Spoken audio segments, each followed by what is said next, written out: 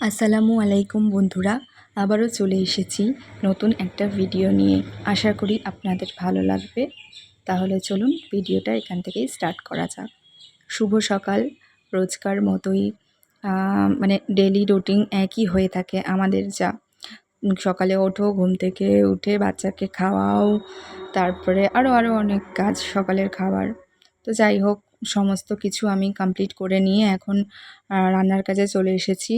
আজকে রান্না হবে লাল শাক ভাজা, আর হচ্ছে পেঁপে দিয়ে আলু দিয়ে মাছ, আর চিচিঙ্গে ভাজা। আমি না বন্ধুরা, মাছ আজকে আমি এমন ভেজেছি আমি তোমাদেরকে দেখাতেই পারবো না।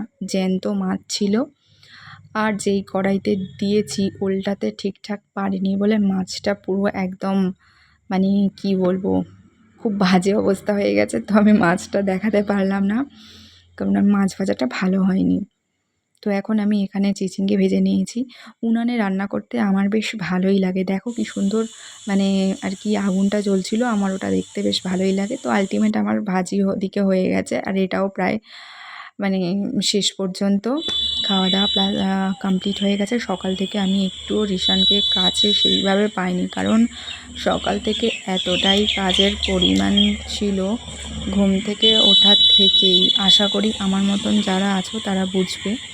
তো রিশানকে একটু আমি সকাল থেকে সেরকমভাবে কাছে আদর করার সময় পাইনি, শুধু দুপুরটুকুনিই পেয়েছি। আর সকালের দিকে ওর পাপাকে বলেছিলাম যে একটু বাইরের দিকে নিয়ে যাও, কারণ আমি তো এখন রান্না করব, আর ও খুব দুষ্টুমি করছে, আমার পক্ষে সম্ভব না দুটো একসাথে করা। তো ওর পাপার সাথে বাইরের দিকে গিয়েছিল। এই ফাঁকে আমি সমস্ত কিছু সেরে নিয়েছি। এখন বিকেলবেলা আমি ছাদে চলে এসেছি। বৃষ্টি হয়েছিল, সমস্ত কিছু ভিজে গেছে, আর ঘরে কোনো সবজি ছিল না। তাই জন্য আমার শ্বশুরমশাইকে ফোন করে বলেছিলাম যে বাজার থেকে সবজি নিয়ে আসতে। তো কুমড়ো এনেছে, আর এদিকে পটল এনেছে। আর বিকালে কিছু দুপুরের কিছু খাওয়া দাওয়ার পরে বাসন ছিল, তো সেগুলো আমি এবারে মেজে নেব। আর আমার জানি না কেন আমার এখন করে এইটা ভীষণ মনে হয়, আমি যখন একা থাকি, যেমন এই আমি ধরো আমি বাসন মাজছি, বাড়িতে কেউ নেই, আমি একা। তো আমার না ছোটোবেলার কথাগুলো ভীষণভাবে মনে পড়ে যায়। বাবা, মানে আমার আব্বা মায়ের সাথে, ভাই বোনের সাথে কাটানো স্মৃতিগুলো আমার ভীষণভাবে মনে পড়ে। আমি আজ পর্যন্ত কোনো দিন কাউকে বলিনি এই কথাগুলো। আমার মাকে আমি বলেছি যে এরকমভাবে মনে পড়ে যায়। আমার খুব, মানে কি বলবো, আমি আবার ফিরে পেতে চাই সেই দিনগুলো। কিন্তু চাইলেও কি সব জিনিস পাওয়া যায়? যায় না। যদি এরকম হতো যে আবার সব কিছু ফিরে পেতাম, আমি আবার আমার ভাই বোন, আব্বা মা সবাই একসাথে থাকতাম। আমি খুব ইমোশনাল হয়ে পড়ছি। আমার ভীষণ, মানে কি বলবো, কান্না কান্না লাগছে, মানে কষ্ট হচ্ছে, কিন্তু কিছু করার নেই, মেয়েদের জীবন এটাই। তো আমি যখন একা একা থাকি আমার তো এইগুলো ভীষণভাবে মনে হয়, মানে ভীষণভাবে, মানে ভাবনায় আসে আমার এইগুলো আমার ভাবুক মনে এসে যায়। তো বিকেলবেলায় এই যে দুপুরের কিছু একটু বাসন ছিল সেগুলি আমি মেজে নেব। আর মাজা ধোয়া সব কমপ্লিট হয়ে গেছে। এখন মুখটা ধোয়া হয়নি ঘুম থেকে উঠে, তাই আমি এবার একটু ফেস ওয়াশ করে নিচ্ছি। এই সময় রিশান একটু বাইরের দিকে গেছে বিকেলবেলা, আর আজকে একটু বৃষ্টি হয়েছিল হালকা।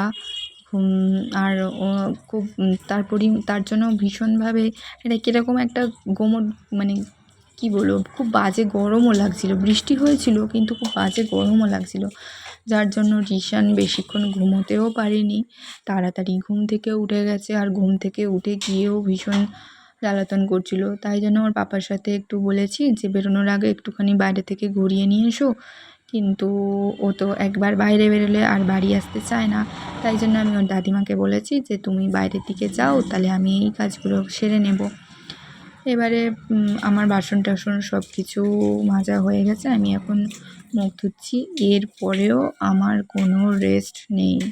এরপরেও এখন সন্ধ্যা হয়ে, মানে হব ভাব। তো আমি রিশানের জন্য দুধ গরম করে নেব, ওকে মানে খাওয়াতে হবে। ওকে খাওয়াতে বসলেই তো 1 ঘন্টা।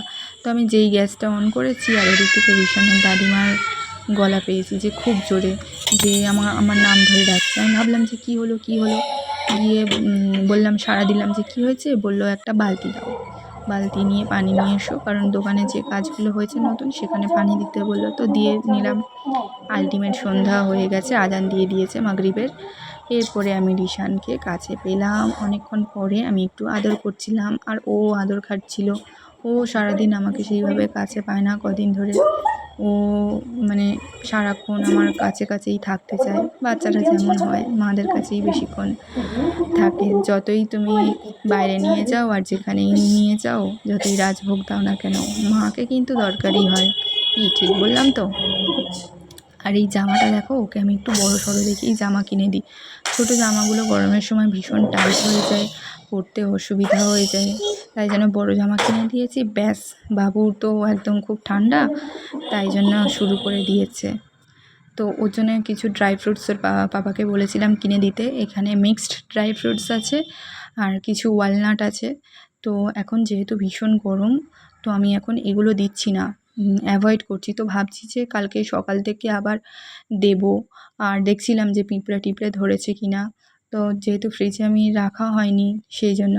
আর একজন দেখো, দাদিমা নামাজ পড়ছিল, সেখান থেকে তসবি নিয়ে আর নিজের গলায় মালা পরছে। ও আপন তালে ওর মতন করে খেলা করে যাচ্ছিল।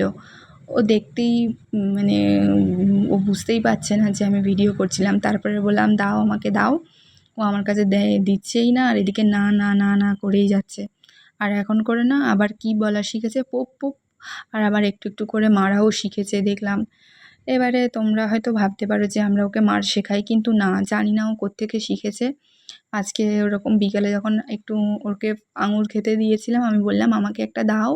বললো না, পুপ বলে আর আমার ঠাস করে দিল।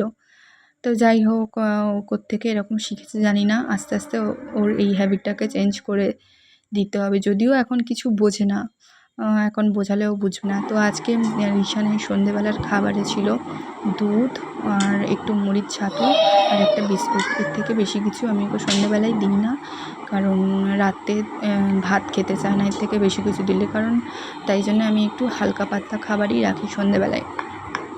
তো ঠিক আছে, ভিডিওটি ভালো লাগলে লাইক কমেন্ট শেয়ার করে দিও, সাবস্ক্রাইব করো। টাটা।